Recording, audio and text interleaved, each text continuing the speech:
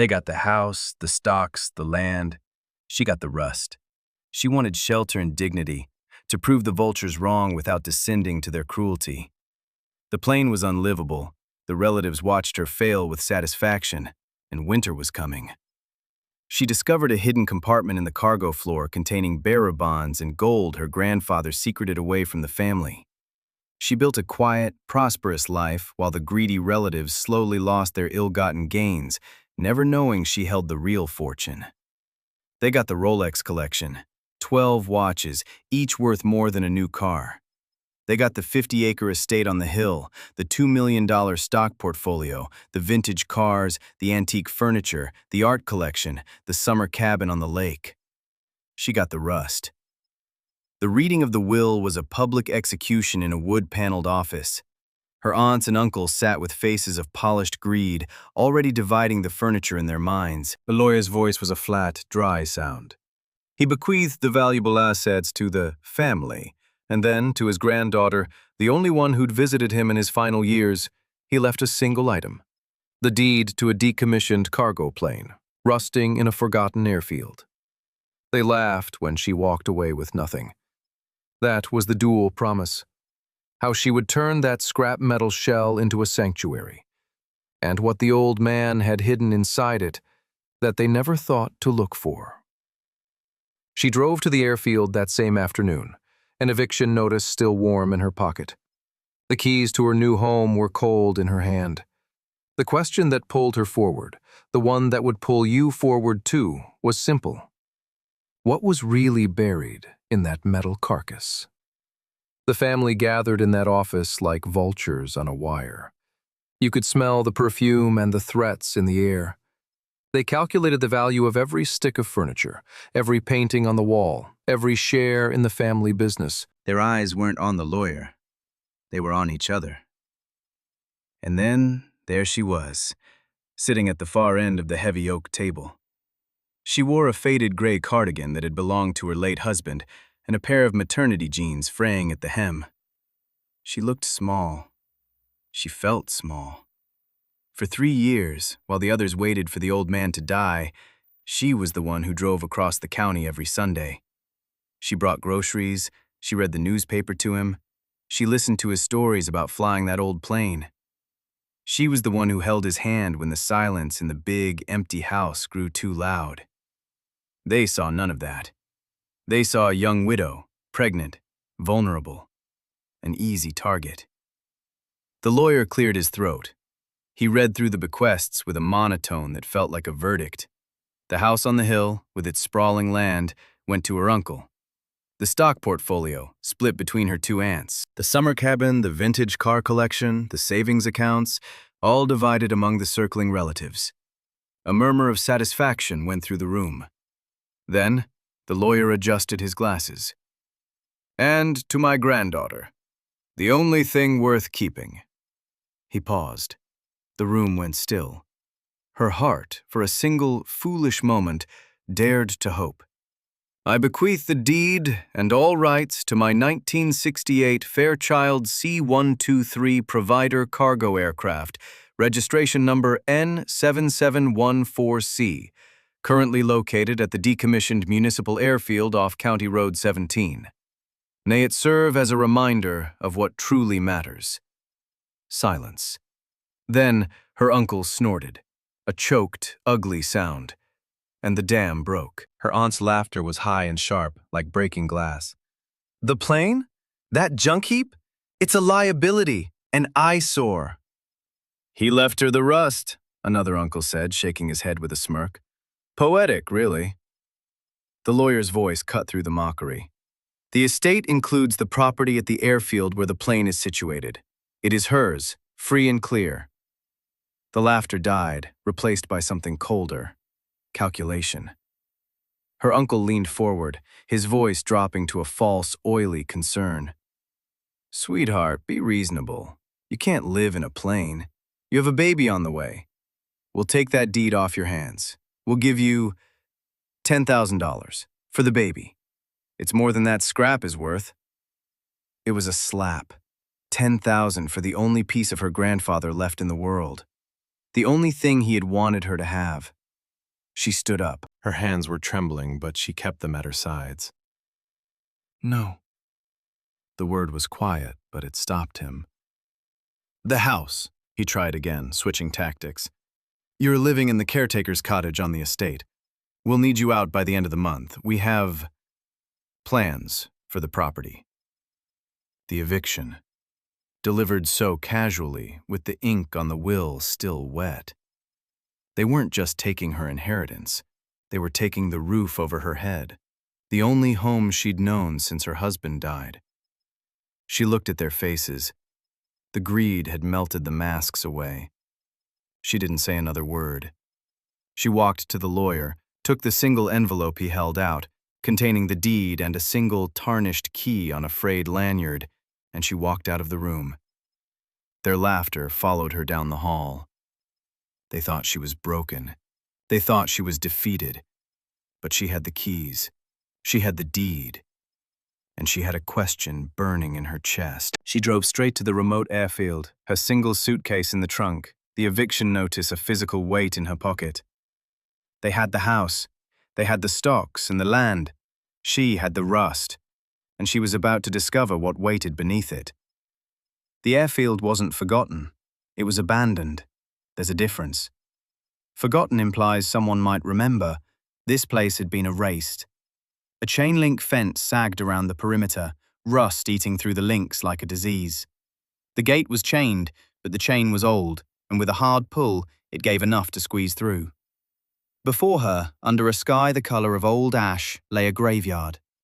Rows of decommissioned planes sat silent, their paint stripped by decades of wind, windows dark and shattered. They were skeletons, ghosts of journeys that ended here. And at the far edge, tucked against a line of skeletal pine trees, was her inheritance. The Fairchild C-123 was a hulking beast of corrugated metal. Its olive-drab paint was blistered and peeling, revealing rust the color of dried blood underneath. One of its massive propellers was bent, frozen in a permanent, final salute. The cargo door at the rear hung slightly open, a dark mouth waiting. The smell hit her first when she climbed inside, kerosene, old metal and the deep, damp scent of rot. The November wind didn't just whistle through the fuselage, it screamed through gaps where seals had failed, cutting through her thin cardigan like it wasn't there. The cargo hold was a vast, empty tube. The metal floor was icy to the touch. This wasn't a shelter, it was a refrigerator. She made a nest that first night. A blue tarp she'd bought at a hardware store with her last $20 was wedged over the gap in the cargo door. A donated wool blanket from a church bin was spread over the coldest part of the floor. She lay down on it, her back against the unforgiving metal, her hands resting on the gentle swell of her belly. And she listened. To the wind, to the creaks and groans of the dying plane, to the absolute silence of a world that had left her here. The cold seeped up from the floor, down from the ceiling, in through every seam. She shivered in a half-conscious state, counting the hours until a pale, weak dawn bled through the grimy windows. That's when the headlights came. 2 sets, cutting through the morning fog, moving slowly down the access road. A familiar pickup truck. It stopped just outside the fence. The engine idled. She pressed herself back into the shadows of the cockpit, her heart a frantic drum against her ribs. She saw her uncle's silhouette in the driver's seat, her aunt beside him. They weren't getting out. They were just looking, watching the metal carcass they'd given her. After a minute that felt like an hour, the truck turned around and drove away. The message was clear. They were watching. They were waiting for her to break, for the cold or the despair to send her crawling back, begging for that $10,000. But she didn't break. She got up. Her body ached, her breath fogged in the air, but she got up. Survival is a choice you make every morning. She began to clean. With rags and a bucket of melted snow, she wiped decades of grime from the windows, letting in slivers of grey light. She swept out the dust and debris from the cargo hold. She established a routine. Leave at dawn, walk 3 miles to the town library for warmth, return after dark. She learned the patterns of the place. An old security guard did a slow circuit every Wednesday, never getting out of his truck. She became a ghost in her own home. And that's when she started to see the plane not as a prison, but as a puzzle. Her grandfather's puzzle. While cleaning a section of the interior wall, her rag caught on something. Not dirt, but a seam in the metal. A perfectly straight vertical line that didn't belong with the plane's industrial ribs. She ran her fingers along it. It was too precise. And on the floor in front of it, she noticed fresh scratches in the rust. Deep gouges in the metal that shone silver underneath. They were new. They didn't match the decades of slow decay around them. Someone else had been here. Someone had been prying at this wall, and recently. The vultures weren't just watching from a distance, they'd been inside her plane. The question shifted, tightening in her chest. It was no longer just why he left her this. It was, what were they looking for? And what had her grandfather built into this metal shell that they were so desperate to find? The routine became her armor. Dawn to dusk, she was a ghost. But at night, in the belly of the plane, she was a detective. She studied every inch of her metal world, and she kept coming back to that strange seam in the wall and the fresh scratches on the floor before it. She walked the length of the cargo hold 100 times. But one evening, as she paced from the cockpit to the tail, her foot came down on a section of the metal floor, and the sound was wrong. Not the solid clunk of her steps elsewhere. This was a hollow thump. A resonant, almost musical sound, like tapping a drum instead of an anvil. She stopped, backed up, tapped again with her toe. Thump. She dropped to her knees, her cold fingers brushing away dust and grit. There, almost invisible, was another seam. Not in the wall, but in the floor itself. A perfect rectangle, about 3 feet by 2, its edges disguised as part of the corrugated metal pattern. A hidden panel. Her heart hammered against her ribs. This was it. The secret her grandfather had built. The thing her relatives had been trying to pry open. But the panel was sealed shut. Not with a lock she could pick, but with what looked like decades of corrosion and maybe even a hidden weld. It wouldn't budge.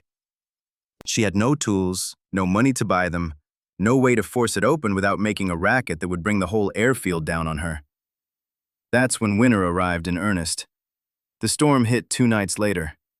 It wasn't snow, but a cold, driving rain that found every weak point in the old fuselage. Icy water dripped from the ceiling in a dozen places. The wind howled like a thing in pain. She scrambled, using her tarp and scraps of plastic to patch the worst leaks. In the chaos, a heavy cargo strap that had been hanging from the wall for decades swung loose, its metal hook scraping across the floor. It scraped right over the hidden panel. And when it did, it caught on the nearly invisible edge. The force of the swinging strap, combined with the shifting weight of the water pooling on the floor, did what her hands could not. With a groan of protesting metal, the rectangular panel shifted. Just 1/4 of an inch, but it was enough. The hook had wedged itself into the gap. The panel wasn't welded. It was held by hidden latches, now compromised by time and the storm's violence. She stood there, soaked and shivering, staring at the opening.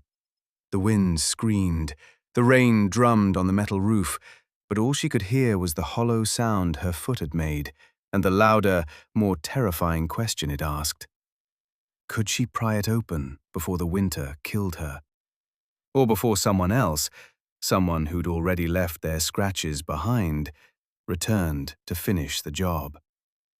The secret was right beneath her feet, and now, so was the clock. She wedges the screwdriver into the gap made by the cargo hook. The metal groans, a sound of protest, of a secret held too long. She presses her weight against it. The panel doesn't swing open. It drops. It falls inward on hidden hinges with a final metallic sigh, revealing a dark cavity beneath the floor of the cargo hold. For a moment, She just stares. The beam from her cheap flashlight shakes in her hand, cutting through the dust-choked air. The compartment is shallow, maybe 18 inches deep, but it spans the width of the panel. And it is not empty. Vacuum-sealed packages, the plastic yellowed and brittle with age, are stacked neatly. Next to them, rectangular bricks wrapped in plain, oil-stained cloth. And tucked at the very front, a simple metal lockbox. She reaches in, her breath held. Her fingers brush the cloth on one of the bricks. It falls apart at her touch, disintegrating after decades in the dark. Beneath it, the unmistakable, dull gleam of gold. Not jewelry, a bar. She lifts it. The weight is shocking, dense and real in her cold hand. She sets it down carefully, as if it might vanish. She pulls one of the plastic packages toward her. The seal crumbles. Inside are papers, thick, ornate certificates with elaborate borders. The heading reads, Bearer Bond, in bold, black type. The denomination, $100,000. She counts them in the package. 20.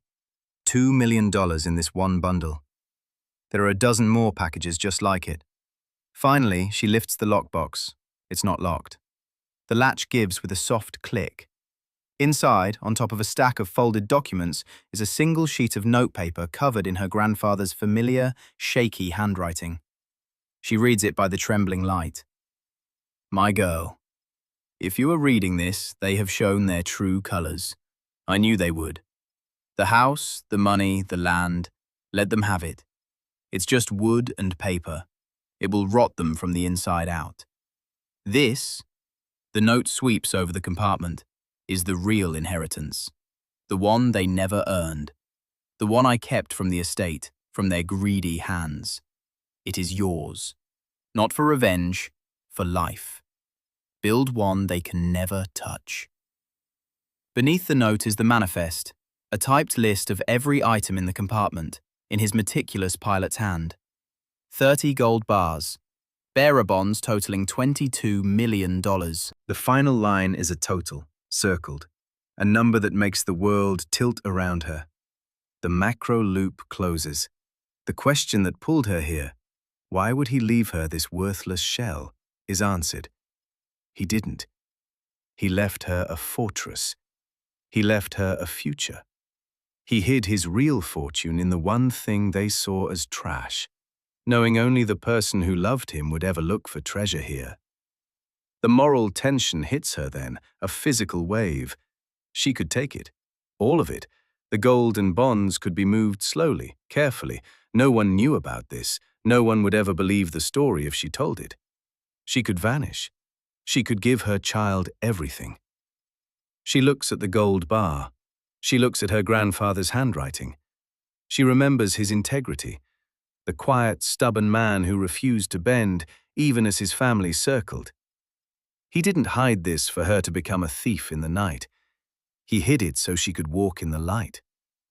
She carefully places the manifest back in the box.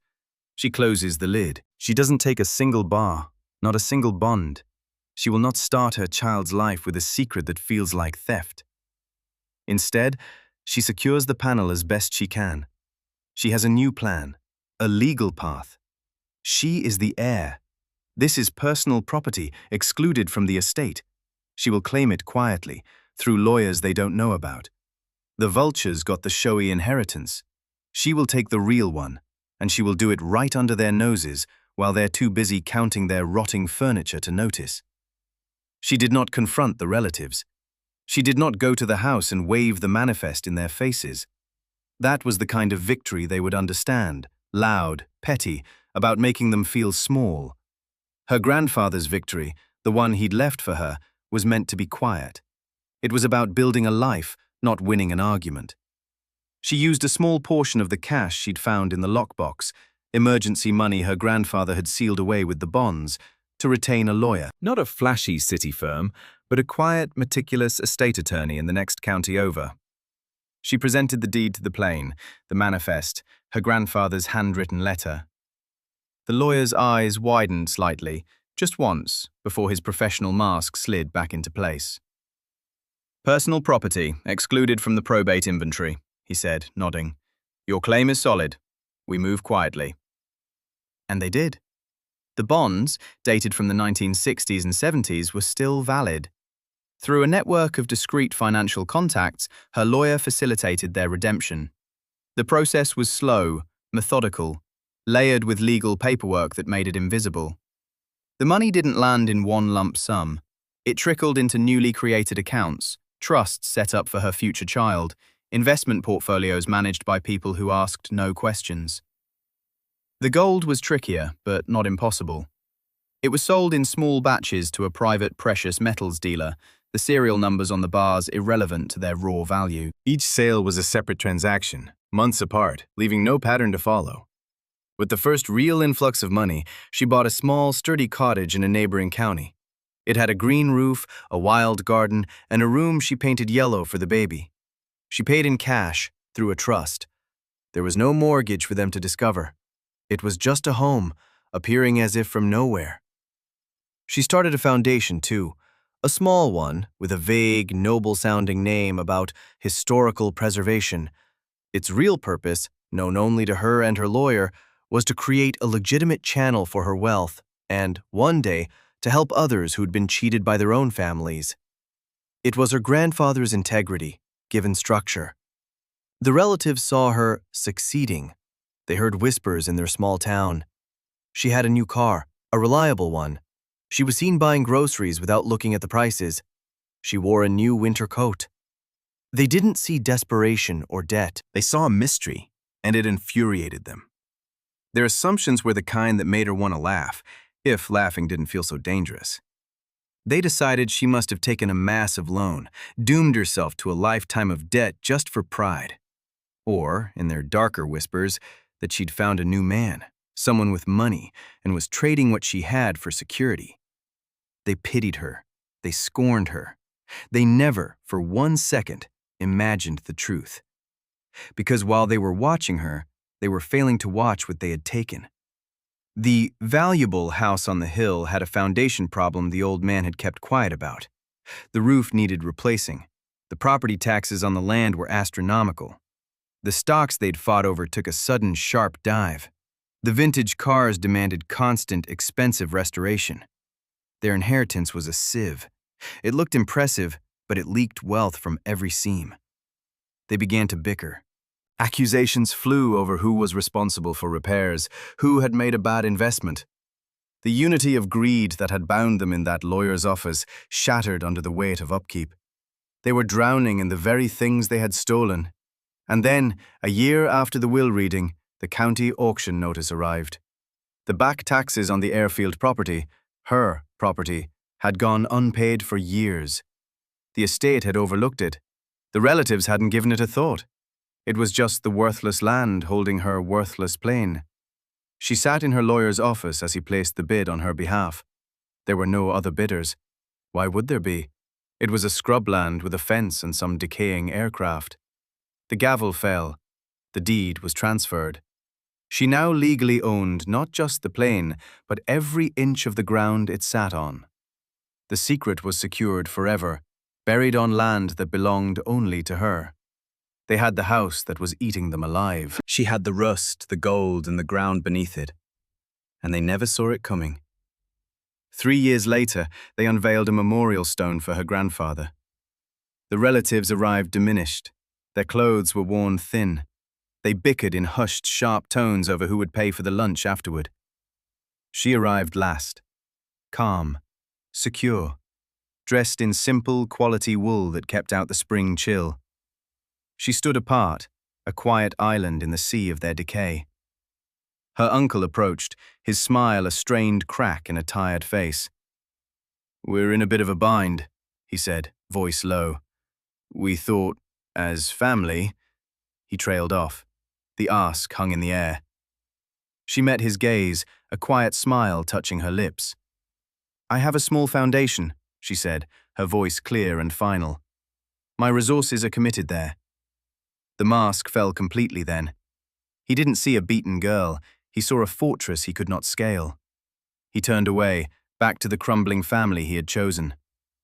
She keeps the plane keys on her polished desk. The rusted metal rests beside the foundation's plans. They remain hungry, circling the rotting feast they stole, unable to see the life she built from what they discarded. The keys are cold in her hand, just as they were that first day. But now, they open something no one can take.